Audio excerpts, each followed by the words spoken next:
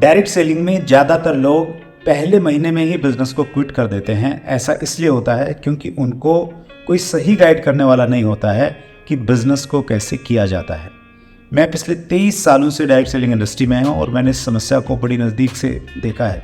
मैं हमेशा चाहता था कोई एक ऐसी बुक हो जो ज्वाइन करते ही व्यक्ति को दे दी जाए, लेकिन ऐसी कोई भी बुक जब मुझे नहीं मिली तो उसका समाधान मैं स्वयं आपके लिए लेके आया हूँ। डायरेक्ट सेलिंग का विजेता कैसे बने। इस बुक में 6 बेसिक्स हैं, वो इनिशियल एजुकेशन जो हर एक नए व्यक्ति को ज़रूरी रहती है, बहुत डिटेल में दिया गया है। डिस्क्रिप्शन में लिंक है, आप अमेजोन से उसको डायरेक्टली परचेज कर सकते हैं। अगर आपको अपनी टीम के लिए ज़्यादा मात्रा में चाहिए तो ऑफिस का नंबर भी हम लोग नीचे दे रहे हैं, आप ऑफिस नंबर पर संपर्क कर सकते हैं। इसी प्रकार से अपना प्यार बनाए रखिए। बहुत बहुत धन्यवाद। कुछ लोगों का ये मानना है कि जब हम कोई ऑनलाइन कोर्स खरीदते हैं या किसी ट्रेनर की फिजिकल ट्रेनिंग लेते हैं, उससे फ़ायदा होता है या नहीं होता है। ट्रेनर तो बहुत सारा पैसा बना लेते हैं। अगर इस प्रकार का प्रश्न आपके दिमाग में है तो उसका बहुत अच्छा जवाब आपको मिलेगा, बशर्ते कि आप लास्ट तक बने रहें। दोस्तों नमस्कार, आदाब, सत श्री अकाल। चैट विद सुरेंद्र वत्स के नए एपिसोड में आप सबका बहुत बहुत स्वागत है। चैट विद सुरेंद्र वत्स में एक पर्सनैलिटी ऐसी हैं जिनको आप बहुत प्यार करते हैं और बार बार उनकी डिमांड आती है कि उनको आप बुलाइए। आज फिर हमारे लिए एक बहुत बड़ा दिन। आज फिर हमारे मेहमान हैं हिंदुस्तान के जाने माने बिजनेस कोच जो अपनी 12 कंपनियां चलाते हैं, 100 करोड़ से ज़्यादा की जिनकी वर्थ है, और जो बहुत छोटी उम्र में सीखना और सिखाना जिन्होंने शुरू कर दिया था। गुजरात अहमदाबाद से हमारे बीच में हैं स्नेह देसाई सर। स्नेह सर, एक बार फिर बहुत बहुत स्वागत है आपका। Thank you sir. कॉम्प्लीमेंट से शुरुआत करते हैं sir. Saiful network marketing pro ने लिखा है, I am from Bangladesh and I am very excited. सही राम सैनी ने लिखा है, ये हुई ना बात। राज रॉय ने लिखा है, आप जी को सुनने का इंतज़ार रहेगा, कमाल धमाल सेशन रहेगा। और लास्ट में पढ़ रहा हूँ सर, रवि राय गोयल का, हम सबके हीरो हो आप, गुरु हो आप। और ये उपाधि गुरु की, मेंटर की आपको किस एज में मिल गई थी सुने सर? मुझे याद है सर, 16 साल का था तब पहली बार किसी ने आके पैर छुए थे। अब अच्छा। गुरु वर्ड तो बहुत बड़ा है, बट शायद मुझे लगता है तभी से लोगों ने वो रिस्पेक्ट देना शुरू कर दिया था। शायद मेरे अंदर उन्हें वो नॉलेज के रूप से कोई गुरु दिखना शुरू हो गया हो। That's great, wonderful sir. मैं व्यूअर्स को ये कहना चाहता हूँ, स्नेह सर का लास्ट इंटरव्यू अगर आपने नहीं देखा है, जिसमें स्नेह सर ने अपनी लाइफ जर्नी के बारे में बताया था कि किस प्रकार बचपन से ही उन्होंने सीखना शुरू किया और फिर चैलेंजेस आए ज़िंदगी में, क्योंकि हर कामयाब व्यक्ति की ज़िंदगी में एक बार ऊपर जाते हैं, फिर वो नीचे आते हैं और नीचे से फिर ऊपर जाते हैं, तभी वो सुपरस्टार बनते हैं और तभी प्रेरणा देने वाले बनते हैं। तो स्नेह सर की वैसी ही कहानी है। डिस्क्रिप्शन में हम लिंक भी डाल रहे हैं लास्ट एपिसोड का, और ऊपर भी आपको दिखाई दे रहा होगा लिंक, तो उस पर आप क्लिक करके उसको अगर आप देखेंगे तो आपको इस इंटरव्यू का और ज़्यादा बेनिफिट आपको मिलने वाला है। सवाल जवाब से स्टार्ट करते हैं स्नेह सर। व्यूअर्स के बहुत सारे प्रश्न मेरे पास में हैं और ये एक प्रश्न मैं ले रहा हूँ BS सिराश्वा, और ये डायरेक्ट सेलिंग से रिलेटेड प्रश्न है सर। सर, नए प्रोस्पेक्ट से मिलते समय उसको प्रोडक्ट बेनिफिट बताएं या मार्केटिंग प्लान से विजन दिखाएं? मैं जब यहाँ नए प्रोस्पेक्ट से लोग मिल रहे हैं तो 2-3 बातें बताना चाहूँगा सर। सबसे पहला, आपको ये ख्याल रखना है कि आप उन्हें कुछ बेचने नहीं जा रहे, आप उनका प्रॉब्लम सॉल्व करने जा रहे हैं। यानी कि जैसे ही माइक अगर मैंने कुछ पहना हुआ है सर, तो ये अगर कोई यूट्यूब के ऊपर वीडियो बनाना चाहते हैं तो उनका एक प्रॉब्लम सॉल्व कर रहा है, उन्हें एक वैल्यू दे रहा है। तो वैसे ही कोई भी प्रोडक्ट लेकर अगर हम जा रहे हैं, अगर ये मग है वो पानी को गर्म रख सकता है, तो हमें उसके फायदे के ऊपर गौर करना है, ये नहीं कि मेरा फायदा क्या है, वो खरीद लेगा तो मुझे क्या मिल जाएगा। तो पहला हमारा उद्देश्य ये होना चाहिए कि हम वो प्रोडक्ट और सर्विस जो भी दे वो उसके भले के लिए है और उसका भला कैसे होगा उस पर गौर करें। दूसरा, हम सामने वाले की पहले नीड समझें। कभी कभार कोई इंश्योरेंस बेचने चले जाता है, शुरू कर देता है कि अरे हमारे लिए, छोटी बिटिया के लिए बड़ा अच्छा प्लान आया है, आप इन्वेस्ट करना शुरू करें। बट भाई जान तो लो कि उसकी शादी हुई है या नहीं, बच्चे है या नहीं, और बिटिया है या नहीं है। कहने का मतलब सामने वाले की नीड को समझना और उसके मुताबिक प्रोडक्ट रेकमेंड करना। क्योंकि आप कोई हेल्थ की प्रोडक्ट बेच रहे हैं, मगर उसे अगर वो हेल्थ का चैलेंज नहीं है तो शायद उसे इंटरेस्ट नहीं आएगा उस प्रोडक्ट के अंदर। और इसलिए जानिए कि उसकी ज़रूरत क्या है, उसका बैकग्राउंड क्या, उसके परिवार में कौन है। अगर उसे ज़रूरत नहीं है तो क्या परिवार में उसके पेरेंट्स को या कोई उम्र लायक है उनको उस चीज़ की ज़रूरत है, या क्या ये प्रोडक्ट उनके बच्चों को मदद कर सकती है। और एक तीसरी चीज़, इंसान आपकी प्रोडक्ट बाद में खरीदता है, पहले आपको खरीदता है। और इसलिए जब आप कुछ भी बेचने जाते हो तो जैसे वो मार्केटिंग प्लान दिखाओगे, जैसे कुछ लोग बिजनेस प्लान दिखाते हैं सर, कुछ लोग प्रोडक्ट वाला बेनिफिट दिखाते हैं सर, लेकिन मैं ये मानता हूं कि जैसे उसे पता चलता है कि आप कुछ बेचने वाले ना, तुरंत ही वो डिफेंसिव मोड में आ जाता है कि यार ये कुछ चिपका के जाएगा। हमारे साथ भी होता है, जब हमें कोई बेचने को आता है हम भी डिफेंसिव, मेरे को नहीं खरीदना है, या फिर माइंड हम बंद कर लेते हैं, सुन लेते हैं, बोले मना ही करना है, ध्यान नहीं देना है। यस। लेकिन पहले हमें ये बोलना चाहिए कि मैं एक उद्देश्य पर हूं, एक मिशन पर हूं। अगर मेरी प्रोडक्ट हेल्थ की है तो भाई मेरा मिशन है कि 1 मिलियन परिवारों को या लोगों को मुझे हेल्थ देनी है, और मैं 10 मिनट के दौरान आपको एक हेल्थ का नॉलेज देने के लिए आया हूं जो आपको और आपके परिवार को काम लगेगा। अगर आपको ये प्रोडक्ट अच्छी ना भी लगे और ना भी खरीदे, मुझे कोई फर्क नहीं पड़ता, बस 10 मिनट मुझे ध्यान दीजिए, मैं नॉलेज देना चाहता हूं। तो उससे क्या होगा, जैसे मुझे ये फ्रीडम मिलेगा सुनते हुए कि नहीं खरीदूंगा तो चलेगा, उसने ही मना कर दिया ना, हाँ चलो सुन लेता हूं, अब कोई रिस्क नहीं है। और संभावना यह है कि जब आप अच्छी चीजें बताएंगे तो सामने से वो इंसान 10 मिनट के बाद खुद ही बोलेगा भाई कीमत क्या है ये तो बता दे, कहां से ले सकते हो ये बता दे। सो वहां पर ये 3 चीजें मुझे लगती है उनकी मदद करेगी जब आप एक नए प्रोस्पेक्ट को मिलते हैं। क्या बात है। तो प्लान और बिजनेस प्लान के बारे में तो बताना नहीं, प्रोडक्ट से ही शुरुआत करनी है और इस इंटेंशन से शुरुआत करनी है कि हम उनकी हेल्प करने के लिए वहां पे। Absolutely, that's great sir. Direct selling में जब हम प्लान दिखाते हैं सर, लोग जुड़ भी जाते हैं, और कुछ लोग मन से जुड़ते हैं, कुछ इसलिए जुड़ जाते हैं कि चलो यार इसको ओबलाइज कर देता हूँ, तो लोग तो आ जाते हैं, लेकिन एक पावरफुल टीम नहीं बन पाती है। उनको सीरियस कैसे किया जाए सर? और आपने तो इतने सारे लोगों को ट्रेन किया है डायरेक्ट सेलिंग में भी, क्या एक्सपीरियंस है आपका? सर मैं डायरेक्ट सेलिंग की टीम की बात करूं या बिजनेस की टीम की बात करूं, मुझे लगता है दोनों में एक समानता है। बिल्कुल ठीक है सर। और वो समानता ये है कि इंसान अपने फायदे के लिए जुड़ रहा है और अपने फायदे के लिए काम कर रहा है, आपके फायदे के लिए नहीं। अगर वो ऑब्लाइज होके दोस्ती यारी में खरीदेगा तो वो आपके लिए डेड मेंबर है। वो एक ही बार प्रोडक्ट यूज करने वाला है या शायद यूज भी नहीं करने वाला, खरीद के रख देगा। लेकिन आपको उसे यह समझाना जरूरी है कि उससे उसका भला कैसे होगा, उसके परिवार का भला कैसे होगा, और उसको स्वाद चखाओ सक्सेस का। अगर आप फोर्स करोगे उसे तो शायद वो हाथ पैर से काम कर भी ले, लेकिन आप चाहते हो दिल और दिमाग से काम करे आपके लिए, और वो अपनी खुद की टीम डेवलप करे। तो वो तभी संभव है जब उसे वो सफलता का स्वाद मिले। मतलब क्या, मैं एक एग्जांपल देता हूं सर। जैसे कि हमारा गोल था कि आज इस महीने का टारगेट इतने मेंबर बनाने का है, इतना टारगेट अचीव करने का है, और महीने का ये चेक मिल जाए, मेरा काम हो जाए। उसके बजाय गोल ये होना चाहिए कि अगर मैं आपके पास आया हूं और आप मेरे टीम में जुड़ रहे हैं तो मैं आपके गोल्स जानूं, आपकी इनकम अभी क्या है, आप कहां स्ट्रगल कर रहे हैं, और कैसे मेरी टीम में जुड़ करके और इस बिजनेस में जुड़ करके आपकी इनकम बढ़ेगी, आपके प्रॉब्लम सॉल्व होंगे, उसके मैं गोल सेट कराऊं। और फिर मैं आपको बैक टू बैक सपोर्ट दूं, या तो मैं खुद या तो मेरी टीम के माध्यम से या मेरी सिस्टम के माध्यम से, कि कैसे आप अपने उस गोल को अचीव करें। अगर हफ्ते भर में आपका 5,000 निकलता है, महीने भर में 25,000 निकलता है, क्योंकि मैं आपको हेल्प कर रहा हूं कि चलो मुझे आपके कॉन्टेक्ट्स में मिलवाओ, मैं डेमो देता हूं, मैं आपको सपोर्ट करता हूं, मैं आपको डेमो देना सिखाता हूं। और धीरे धीरे धीरे अगर उस इंसान को यह समझ आया कि भाई मैं जिस काम में था उधर पूरा महीना 8-8 घंटे काम करके मेरे को 40,000 नहीं मिले, और यहां मैंने हफ्ते में एक दिन काम किया और 25,000 मिल गए, तब उसे समझ आना अपने आप शुरू हो जाता है, और वो भी ज्यादा वक्त अब देना चाहता है। तो हमारा इरादा अपना फायदा कभी नहीं होना चाहिए, जिसको जोड़ रहे हैं उसका फायदा होना चाहिए, या तो प्रोडक्ट के माध्यम से, या तो बिजनेस के माध्यम से, या तो दोनों के माध्यम से सर। और जब ये होगा तभी जाकर के टीम एक्टिव होगी, जिसमें एक छोटा सा साइकोलॉजिकल पॉइंट, और वो है एक माँ जो है खाना बनाती है ना, तो पहले खुद नहीं खाती, पहले अपने परिवार को खिलाती है, बच्चों को खिलाती है, और लास्ट में जो बचता है वो खुद खाती है। चाहे वो एक रोटी बच जाए, आधी रोटी बच जाए, रोटी ना बचे तो चावल खा लेती है।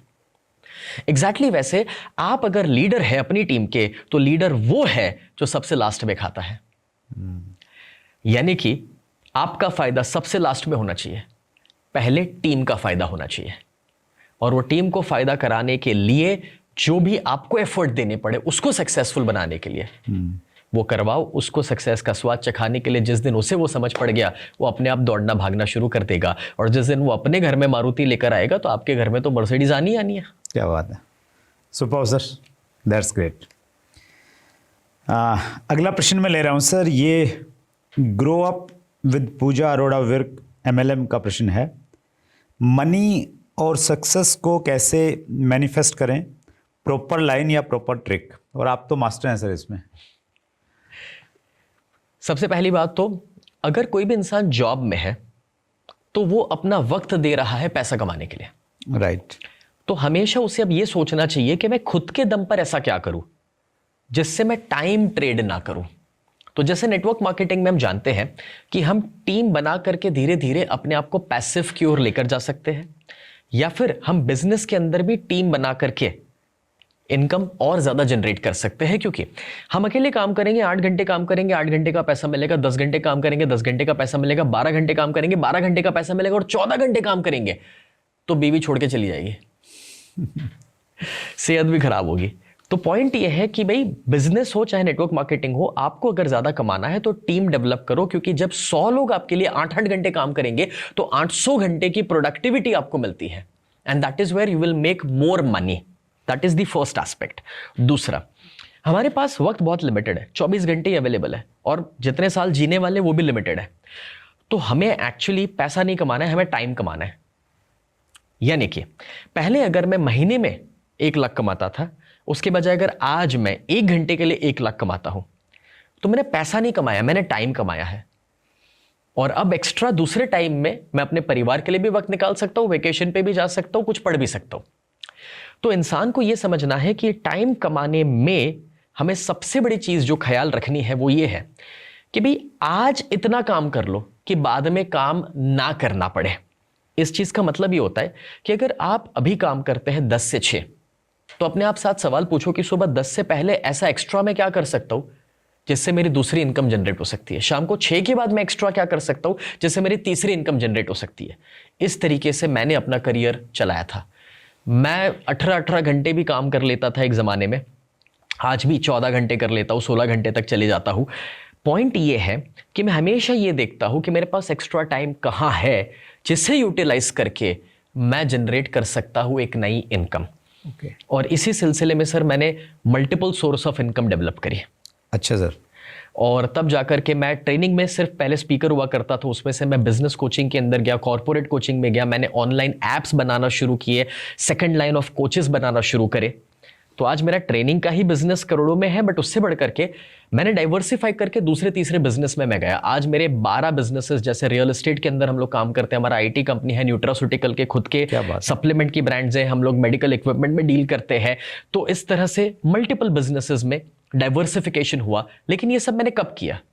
उसी संडे को जब लोग आराम करते हैं, उसी दिवाली के दिन जब लोग छुट्टियां मनाना पसंद करते हैं, उसी शाम को 8 बजे जब लोग IPL देखना पसंद करते हैं। मैं इनमें से कोई चीज के खिलाफ नहीं हूं। मैं सवाल इतना पूछना चाहूंगा कि भाई आप डिजर्व करते हो वो मैच देखना। पहले अपने आप को उस लेवल पर सफलता के पहुंचाइए कि जहां पर अब आप छुट्टी ले सकते हैं, मैच देख सकते हैं, घूमने फिरने जा सकते हैं। जस्ट बिकॉज क्योंकि आपने सोशल मीडिया पे किसी को देख लिया कि वो 5 स्टार में रुकता है, वो आईफोन लेता है और वो BMW में घूम रहा है, वो गोवा घूमने गया, यूरोप घूमने गया, तो मैं भी जाऊं। ये सोच गलत है। क्योंकि आज जिनको आपने सोशल मीडिया पे ये करते देखा, उसमें से आधे, कहना तो नहीं चाहिए सर, बट झूठे भी है। भाड़े की मर्सिडीज भी चला लेते हैं, वेरी ट्रू, तो कहीं जाके फोटो खिंचा लेते हैं। लेकिन जो सच्चे वाले भी है, उसमें आपने उसकी रियल लाइफ देखी है, रियल लाइफ नहीं देखी है। वो रियल लाइफ में कहीं 5-10 साल घिस चुका है अपने आप को, तब जाके आज उसने ये वीडियो रखाना शुरू करा। yes. जब लोग मुझे देखते हैं, यही उम्र दिखती नहीं है, तो लोगों को लगता है कि भाई बस ऐसे ही कुछ भी बट आज सर सच ये है कि मेरी पैसिव इनकम मेरी एक्टिव इनकम से ज्यादा है, and that is the reason कि भाई मेरे बिजनेस चले ना चले, कुछ आगे पीछे भी हो रहा है तो कोई ज्यादा फर्क नहीं पड़ता है, क्योंकि जो मेरा लिविंग स्टैंडर्ड है उससे ज्यादा अगर पैसिव इनकम मैंने सेट कर रखी है तो it is easy for me to live that life. That's great Sneh sir. इसी से रिलेटेड एक प्रश्न है, जब भी मैं आपसे मिलता हूं और व्यूवर्स ने भी जब आपको इंटरव्यूज़ देखे होंगे, आप इतने ज़्यादा सफल हैं, इतने सारे मल्टीपल बिजनेसेस हैं आपके, लेकिन उसके बावजूद भी आप 14-16 घंटे हर रोज़ काम करते हैं। तो कौन सी चीज़ है जो इतना इंस्पायर कर रही है? ऐसा क्या बचा हुआ है? आपने तो गोल्स 101 गोल्स आपने पहले ही पूरे कर लिए थे, तो कौन सी चीज़ है जो इंस्पायर करती है? मैं वो जवाब दूं उससे पहले सर, मैं कभी कभार सोचता हूँ कि अभी बहुत काम हो गया, थोड़ा थक गया हूँ, एक दो दिन छुट्टी लेता हूँ। जी। छुट्टी जैसे ही लेता हूँ ना, एक दिन बड़ा अच्छा लगता है, दूसरे दिन पे डिप्रेस हो जाता हूँ कि यार कुछ करना पड़ेगा। तो कहीं यही प्रोग्रामिंग हो गया है बचपन से ही, और शायद ये श्रेय पेरेंट्स को ही जाता है। आज मुझे क्या इंस्पायर करता है, तो हर सुबह जब मैं उठता हूँ तो सबसे पहले अपने ईश्वर को, ऊपर वाले को शुक्रगुजार होता हूँ कि आपने मुझे एक और दिन दिया है कि किसी की जिंदगी में मैं वैल्यू ऐड कर सकूं, किसी की जिंदगी में एक ट्रांसफॉर्मेशन क्रिएट कर सकूं। मैं बहुत ही कम वीडियोस में या कभी कोई पॉडकास्ट पे मेरे जिंदगी के दुख बताए हो, मतलब हल्की सी तकलीफें बोल के आगे बढ़ जाता हूं और सफलता के ऊपर बातें करता हूं। बट सच ये है सर, बहुत रातें भूखे सोया हूं, पिताजी का सेकंड हैंड 2 व्हीलर 8 रुपए है जेब में, 8 रुपए का पेट्रोल भरवा के आधे तक गए, बंद हुआ, छोड़ के पैदल गए हैं। तो हर किस्म के दिन देखे हैं, और वो दिन आज भी याद है, और वो दिन अपने लिए याद है और मैं काम कर रहा हूं ऐसा नहीं है। मैं रिलेट कर पाता हूं कि मेरे जैसे ऐसे कितने सारे लोग हैं अभी भी। अगर मुझे तब ये नॉलेज ना मिला होता, सपोर्ट ना मिला होता, पॉजिटिव थिंकिंग ना मिला होता, गाइडेंस स्ट्रैटेजीज ना मिली होती, तो शायद आज मैं ये जिंदगी ना जी रहा होता। तो अगर मुझे कम उम्र पे सफलता मिली है तो मेरा ये मानना है ये मेरा हक नहीं है, ऊपर वाले ने वो दिया है क्योंकि मैं बांट सकूं, इसलिए मुझे वो मिला है। तो मेरी जिंदगी के जो भी दिन बाकी और जो साल बाकी है, I feel I O it कि जिसने मुझे ये मौका दिया, सफलता दी है, तो मेरे माध्यम से और लोगों तक वो चीज पहुंच सके। चाहे वो मेरी टीम भी हो सकती है, चाहे वो मेरे क्लाइंट्स हो सकते हैं, ऑडियंस हो सकते हैं, व्यूवर्स, हर जगह पर। इवन ऑफ दी प्रोग्राम्स और रिकॉर्ड भी मैं कहूं, मैं फ्लाइट में किसी को मिल लिया तो वहां पर कुछ बात होगी, तो वहां पर भी कोचिंग सेशन मेरा फ्लाइट में उसका हो जाएगा। पड़ोसी भी मिल लिया तो वहां पर भी वैसे ही हो जाएगा। तो उससे कोई लेना देना नहीं है कि भाई ओके उसके लिए क्या मुझे कुछ पैसा मिल रहा है, अपॉइंटमेंट लेके आ रहा है, नहीं, क्योंकि भाई मेरे पास जो वक्त है वैल्यू ऐड करनी है। क्या बात, क्योंकि ऊपर वाले ने कुछ दिया है। एक प्रश्न ले रहा हूँ स्नेह सर, और ये प्रश्न पिछले दिनों संदीप माहेश्वरी जी और विवेक बिंद्रा जी का कुछ वो हुआ, उससे रिलेटेड कहीं ना कहीं ये क्वेश्चन निकल के आया है। केवल साहब पूछ रहे हैं, आप लाखों को फालतू की ट्रेनिंग देके लाखों कमा रहे हो, लोग कमाए या नहीं आपको फर्क नहीं पड़ता, डॉक्टर विवेक बिंद्रा की तरह। मुझे खुशी है केवल भाई ने ये सवाल पूछा है, क्योंकि एज अ कंज्यूमर या कस्टमर पहले तो सवाल पूछना हक बनता है सर। पूछे बिना किसी पे अंधा विश्वास करना ये भी सही नहीं है, और ये सिर्फ ट्रेनिंग इंडस्ट्री नहीं, हर इंडस्ट्री पर अप्लाई होता है। इसका जवाब मैं देना चाहूंगा कि जब इंसान स्कूल में जाता है या कॉलेज में जाता है सर, तो वहां पर भी सारे सफल नहीं होते हैं, ना ही टॉप करते हैं, ना ही सारों को एडमिशन मिल जाता है, ना ही डिग्री के बाद भी सारे सफल हो जाते हैं। मगर स्कूल टीचर्स या प्रोफेसर का जो काम है वो है अपना बेस्ट देना, कि उनके पास जो रिसोर्सेज अवेलेबल है वो अच्छे से आपको समझाए। अब उसमें आपको होमवर्क कराना हो, यूनिट टेस्ट लेना हो, एग्जाम लेना हो, वो सारी चीजें वो कर रहे हैं। बट सारे बच्चे समान नहीं होते। एग्जैक्टली वैसे हम कोई भी कोच अगर है तो अगर कोई चीज के लिए हम चार्ज करते हैं तो उसमें 2 चीजें इन्वॉल्व है। पहला, चार्ज करने के लिए एक हमारा भी कोई खर्चा लग रहा है, चाहे वो जूम का हो, हमारे खुद के लर्निंग्स का हो, टीम का हो, वो चीज को पहुंचाने का हो, क्रिएट करने का हो, या फिर दूसरा कि जब हम वो चीज आपको दे रहे हैं तो कभी कभार जो चीज आसानी से और मुफ्त में मिल जाती है उसकी कदर भी नहीं होती है। तो आपने देखा होगा कि हर एक जो कोचेस है तो फ्री में भी बहुत अच्छी अच्छी चीजें दे रहे हैं, और लोग उससे खुश होते हैं, अप्रिशिएट भी हमें करते हैं, तारीफ करते हैं। बट हमने ये ऑब्जर्व करा है कि कभी कभार फ्री की वैल्यू नहीं है, इसलिए सुनने के बाद भी वो अप्लाई नहीं कर रहा। और वही चीज अगर वो इंसान पे कर रहा है तो उसी चीज को सीरियसली वो फॉलो करना भी चाहता है। एग्जाम्पल के तौर पे शादी में खाने की थाली में बहुत सारा खाना लोग वेस्ट करके फेंक देते हैं क्योंकि फ्री में है। रेस्टोरेंट में जहां पे अपनी जेब से बिल चुकाना है, कुछ भी वेस्ट नहीं होता, जो वेस्ट होता है उसको पार्सल करा के लेके जाते हैं। तो यहां पर पॉइंट ये है कि जानते सभी है कि पुशअप्स करने चाहिए, दौड़ना चाहिए, बिल्डिंग में गार्डन भी है, पड़ोस में है, लोग नहीं जाते। जिम का मेंबरशिप खरीदते हैं, 20,000 देते हैं, तो कभी कभार कुछ दिन रूटीन में आ जाते हैं।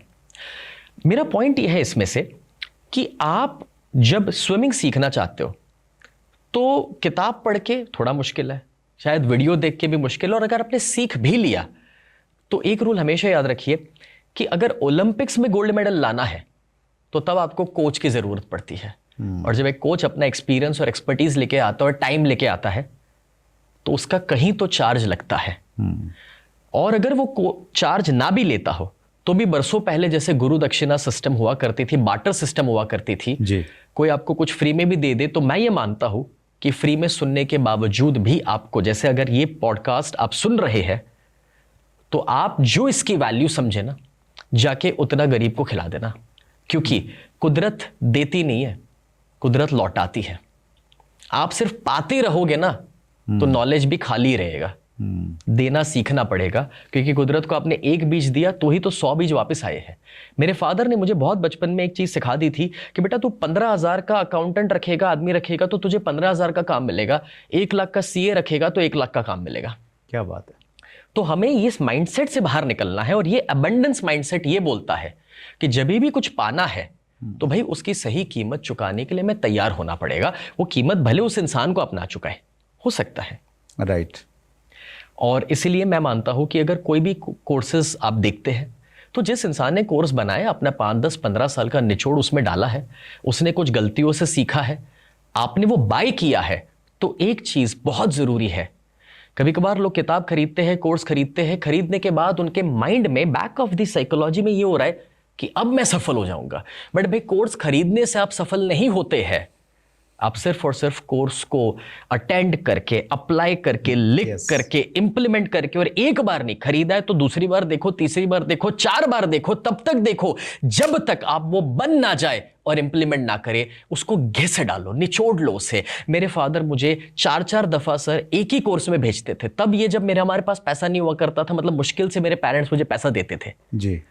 और जब मैं कहता था पापा चौथी बार भेज रहे हो, अब मेरे को रट्टा लग गया, वो टीचर, वो जो प्रोफेसर या जो ट्रेनर है, वो अगला कौन सा वाक्य बोलेगा वो भी मेरे को पता है। और तब वो एक ही सवाल पूछते थे, क्या 100% अप्लाई कर लिया? क्या 100% वो बन गए जो वो सिखा रहे? नहीं, तो बोले चौथी बार जाओ। ग्रेट। एंड मुझे पूरा भरोसा है सर, चाहे फ्री हो नॉलेज या पेड हो, बट इंसान को अप्लाई खुद ही करना पड़ेगा। कोर्स तब तक काम नहीं करता जब तक आप काम ना करें। सुने सर, मैं एक लाइन बोलता हूं, knowing plus not doing is equal to not knowing. अगर हमने किसी चीज़ को जान लिया है और हम उसको अप्लाई नहीं कर रहे हैं तो इसका मतलब हमने उसको जाना नहीं है, टाइम भी वेस्ट कर दिया है, पैसा भी वेस्ट कर दिया है। और इसको हम हमारे स्कूल डेज से अगर हम लोग लें तो स्कूल में भी ऐसा होता था, क्लास में 50 बच्चे हैं, एक ही टीचर पढ़ा रहा है सभी को, तो कुछ बच्चे फेल हो जाते थे, कुछ मीडियोकर रहते थे, कुछ लोग टॉप कर जाते थे। तो वैसे ही अगर हम किसी भी कोर्स को अटेंड करें या किसी फिजिकल सेमिनार को अटेंड करें, अगर 100 लोग अटेंड कर रहे हैं तो ग्रहण करने वालों का लेवल सबका अलग अलग मिलने वाला है। कोई उसमें से शायद 100% ग्रहण करेगा, कोई शायद 5% ही ग्रहण करेगा, किसी को शायद वहाँ बैठ के सिर में दर्द भी हो जाएगा, तो ऐसा भी संभव है। तो डिपेंड करता है कि हम किस तरीके से लोगों को ले रहे हैं। और थोड़ा सा क्वेश्चन उतना अच्छा नहीं था, लेकिन मुझे लगा स्नेह सर कि आप उसका जवाब देंगे, और आपने बखूबी उसका जवाब दिया। बहुत बड़ा लक्ष्य है स्नेह सर, और जब इतना बड़ा लक्ष्य हो तो फिर प्रेरणाएं अपने आप अंदर से निकलती हैं और थकते नहीं हैं कभी भी, मैंने देखा है आपको। That's great sir. और हम सब लोगों को स्नेह सर से प्रेरणा लेनी चाहिए, प्रेरित होना चाहिए।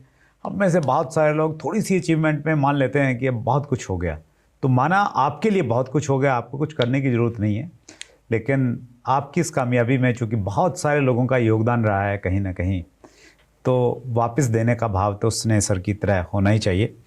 एक बार फिर सभी व्यूअर्स की तरफ से स्नेह सर, बहुत बहुत धन्यवाद। आपके पास में ज्ञान का भंडार है सर, हमेशा समय कम रह जाता है, लेकिन जल्दी फिर मुलाकात करेंगे। एक बार फिर समय निकालने के लिए बहुत बहुत धन्यवाद। Thank you sir. Thank you.